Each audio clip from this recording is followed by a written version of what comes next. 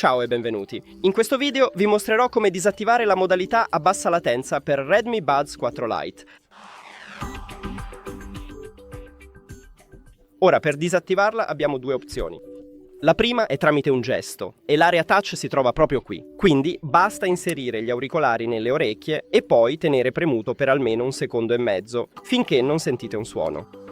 Quindi tieni premuto su entrambi gli auricolari e ora l'ho disattivata.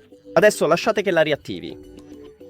La seconda opzione è mettere gli auricolari nella custodia di ricarica e chiudere la custodia. Dopodiché apri la custodia di ricarica e quando togli gli auricolari e li metti nelle orecchie, si disattiverà la modalità a bassa latenza. Quindi dovrai attivarla di nuovo se hai bisogno di usarla.